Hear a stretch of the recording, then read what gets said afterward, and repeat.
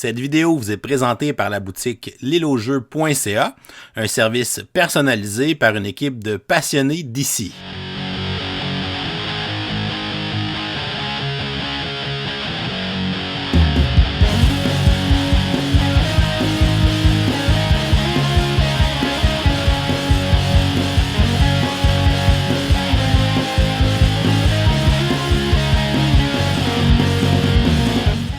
Salut les gamers, bienvenue après ça à Board Game, je m'appelle David. Aujourd'hui à Board Game 101, je vous présente le jeu Box One. C'est un jeu qui a été édité par Theory 11 en 2020. Ça nous vient de l'auteur Neil Patrick Harris, oui, l'acteur américain.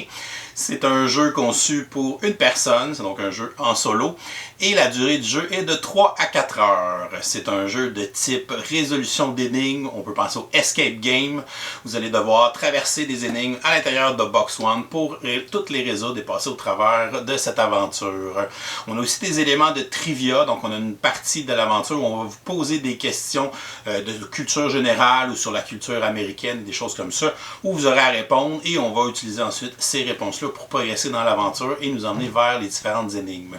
C'est un jeu qui demande aussi un accès à Internet puisqu'on aura besoin d'avoir accès à certaines choses sur Internet pour pouvoir avancer et réussir à terminer le scénario de Box One. On a 3 à 4 heures de jeu, mais on peut sauvegarder, on peut arrêter, laisser ça de côté et revenir plus tard. On n'est pas obligé de faire ça d'un seul coup. Alors, Box One, je vais vous montrer un petit peu une petite présentation sommaire du jeu. Ensuite, je vais vous dire ce que j'ai pensé de l'expérience et évidemment, on va tenter de ne pas rien divulgacher de ce qu'il y a à l'intérieur de cette aventure d'escape game. Et comme on est lundi, on vous donne une question du jour pour participer à un concours du lundi pour le mois d'août 2022. Contrairement à d'habitude, je n'ai pas de règles à vous expliquer pour Box One parce qu'il n'y a pas vraiment de règles en fait. Vous allez ouvrir la boîte de Box One, vous allez avoir une feuille de consignes que vous allez lire. Les feuilles de consignes vont vous donner accès au premier matériel qui est disponible dans la boîte et on va vous envoyer vers la partie trivia du jeu. Donc vous allez avoir des cartes d'énigmes à résoudre, on va vous poser des questions et vous allez avoir à noter les réponses à ces questions-là. Et au fur et à mesure, vous allez avancer dans ce paquet de cartes-là et ensuite on va vous guider vers les prochaines énigmes. Donc vous allez, avec les indices qu'on va vous donner, vous allez découvrir des choses, vous allez avoir accès à du nouveau matériel, des nouvelles affaires. Vous allez utiliser votre connexion Internet pour certains de ces indices-là pour aller progresser à l'intérieur du jeu pour éventuellement tenter de résoudre toutes les énigmes qui se trouvent dans Box One. Donc, je vous en dis pas plus sur le côté présentation du jeu. Je vais tenter de ne pas rien divulgacher non plus par rapport au jeu. Je vais plus vous parler de mon appréciation en général. Je suis quelqu'un qui fait quand même souvent des jeux de ce type-là, donc des jeux de résolution d'énigmes, des jeux d'escape room. J'ai fait à peu près tous les scénarios de Unlock, de Exit. J'ai fait des jeux d'évasion aussi dans des vraies salles. Donc c'est toujours quelque chose que je trouve très stimulant. Et évidemment, il commence à en avoir beaucoup sur le marché, que ce soit des escape rooms ou des jeux d'évasion sous forme de jeux de société. Donc des fois, on voit des patterns revenir un peu. Ok, j'ai déjà vu ça dans le scénario d'Unlock ou j'ai déjà vu ça dans un Exit. Puis des fois, d'un à l'autre, on recroise différents concepts qu'on va utiliser et réutiliser. Dans Box One, c'est le cas et ça ne l'est pas en même temps. Donc oui, il y a des choses que j'étais un peu familier, des choses que j'avais déjà vues peut-être dans d'autres jeux d'évasion, dans d'autres énigmes que j'ai déjà eu à résoudre. Mais il y avait aussi des choses très originales. Donc il y a quand même une belle originalité avec le matériel qu'on nous donne aussi dans la boîte. La qualité du matériel à l'intérieur, c'est vraiment fantastique. Ils sont allés vraiment au niveau de la production, donc c'est vraiment très bien réussi. Parce qu'évidemment, il y a des choses qui sont dissimulées, qui sont cachées, qu'on va découvrir au fur et à mesure que les énigmes vont nous guider à l'intérieur de cette aventure-là. Fait que ça, c'est très intéressant. Dans le côté excitation aussi, de découverte, d'exploration, le fait qu'on n'a pas accès à tout le matériel du jeu au début. On va utiliser ce qu'on nous donne au début, on va progresser dans les énigmes, dans les cartes et on va éventuellement avoir accès à des nouvelles choses. Fait que là, on a ce petit sentiment d'excitation qu'on a quasiment comme dans un jeu Legacy, le fait de découvrir des nouvelles règles, des nouvelles choses qu'on peut utiliser. Fait que ça, c'est vraiment bien réussi dans la boîte. C'est un jeu qui est publicisé comme un jeu solo. Oui, on pourrait le faire à 2 joueurs, on pourrait le faire à plusieurs joueurs. C'est juste qu'il n'y a peut-être pas assez de matériel pour que tout le monde puisse manipuler quelque chose en même temps ou qu'on puisse voir les indices. Des fois, c'est des choses qui sont quand même très petites, des petits détails. Donc pour moi, je pense que ça marche très bien en solo, c'est comme ça que je l'ai fait, c'est comme ça qui est recommandé, qui est pensé. Mais je pense que ça peut vraiment bien fonctionner en duo, donc pas plus que 2 personnes pour que ça fonctionne bien à l'intérieur du jeu. Pour la durée du jeu, c'est quand même une aventure qui va vous prendre, je vous dirais, au moins un 3-4 heures de jeu. C'est pas quelque chose qu'on est obligé de jouer 3 à 4 heures consécutivement. On pourrait commencer les énigmes, arrêter un peu n'importe quand et repartir le lendemain ou repartir dans 4 heures. Donc on peut prendre des pauses, on n'est pas obligé de faire ça d'un seul coup. Fait qu'on peut l'étirer sur plusieurs sessions. Fait que ça aussi, c'est quand même intéressant parce que faire évidemment toute l'aventure, c'est quand même quelque chose de très long à faire d'un seul coup. C'est un jeu où on est obligé d'avoir accès à une connexion Internet. On est obligé à un moment donné d'aller chercher certaines choses sur Internet pour pouvoir avancer dans les énigmes et dans le scénario. J'ai beaucoup aimé la synergie entre justement les indices, le matériel physique qu'il y a dans la boîte et ce qu'on va aller nous faire chercher sur Internet. C'est des choses qui sont stimulantes, qui sont originales, qui vont vous accrocher au jeu. Fait que ça aussi, j'ai trouvé ça très bien réussi de ce côté-là. Salut Clank.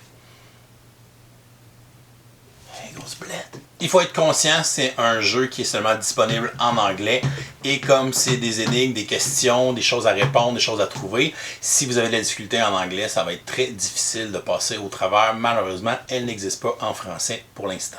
Une autre chose que j'ai aimé, c'est que le matériel, tout ce qui est à l'intérieur de la boîte, tout ce qu'on a besoin pour résoudre les énigmes, tout est réutilisable, on ne détruit rien, on n'altère rien du côté du matériel. Donc on peut, à la fin du jeu, réinitialiser la boîte, replacer tout le matériel à l'intérieur et pouvoir la prêter à un de nos amis pour qu'il la fasse. C'est d'ailleurs le cas pour la boîte que j'ai entre les mains. Donc c'est Luc, un de nos collègues et supporter Patreon, qui me l'a prêté pour que je le fasse. Donc merci beaucoup, Luc. On a d'ailleurs une vidéo qui vous est donnée à la fin de l'aventure. On va vous donner un lien pour une vidéo qui vous montre comment la réinitialiser. Donc on n'a pas besoin de se souvenir de mémoire où les choses sont placées à l'intérieur de la boîte, où les trucs cachés sont placés. On va vous dire comment faire à la fin. Si vous regardez les sites web de vos boutiques favorites, c'est un jeu que vous ne retrouverez pas dans leur inventaire parce que c'est un jeu qui a été conçu pour les magasins de mass market aux États-Unis. Donc aux États-Unis, il est disponible dans les Walmart, dans les Target. Ici au Canada, je pense que c'est Amazon qui font la distribution pour ce jeu. Donc malheureusement, on ne peut pas encourager notre boutique favorite en se procurant ce jeu-là. Si jamais on bloque sur certaines énigmes, on peut avoir accès à une banque d'indices en ligne, donc sur un site internet qu'on va nous donner pendant l'aventure, où on peut aller demander des indices si jamais on est bloqué. Fait que ça aussi, c'est toujours intéressant pour pas avoir à passer non plus 3 heures sur une énigme. Ben, on peut avancer si on est tanné de chercher ou qu'on trouve pas, ben, on peut aller chercher un indice dans cette banque-là. Pour avoir fait beaucoup de jeux de résolution d'énigmes, d'escape room, j'ai trouvé que c'est pas nécessairement le plus difficile, donc les énigmes se font quand même bien. On est bien dirigé à l'intérieur du jeu. On n'acquiert pas nécessairement trop de choses en même temps. On sent pas qu'on est débordé par les choses puis qu'on travaille sur plusieurs pistes en même temps. Donc c'est quand même un jeu d'évasion, je dirais, qui est quand même assez linéaire. Donc il va nous guider d'une énigme à l'autre puis qu'on va progresser comme ça avec les indices puis le nouveau matériel qu'on va nous donner au fur et à mesure qu'on va avancer. Donc le jeu nous prend quand même un petit peu par la main. Donc si vous n'êtes pas habitué de faire des jeux dans ce style-là, ben, je pense que ça peut être une belle expérience pour commencer à tester ce type de jeu-là. J'ai aussi beaucoup aimé que le jeu nous fournisse un stylo à l'intérieur et un petit bloc de feuilles, qu'on puisse prendre des notes ou écrire les réponses aux différentes questions et énigmes qu'on va résoudre, parce qu'on va pouvoir réinvestir ces choses-là plus tard. On peut faire référence à ces éléments-là qu'on a trouvés avant. Donc c'est bon de prendre des notes sur les réponses des différentes questions au début de l'aventure. Comme c'est un jeu américain, on a dans la première partie du jeu à répondre à des questions de trivia. On a des choses qui font référence à des éléments de la culture générale, mais on a aussi des choses qui font référence à la culture américaine, que ce soit par rapport à la géographie, l'histoire ou au sport. C'est des choses assez générales et donc on a accès à ces informations-là facilement. Et si c'est des choses qu'on ne connaît pas, le jeu nous permet d'utiliser Google pour certaines recherches.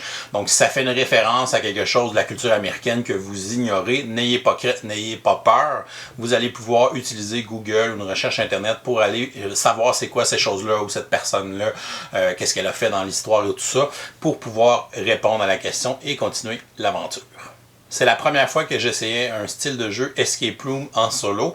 Et le fait qu'il ait été conçu pour ça, ça a été vraiment agréable. J'ai adoré l'originalité des énigmes, le matériel aussi, la production, puis ce qu'on fait avec le matériel.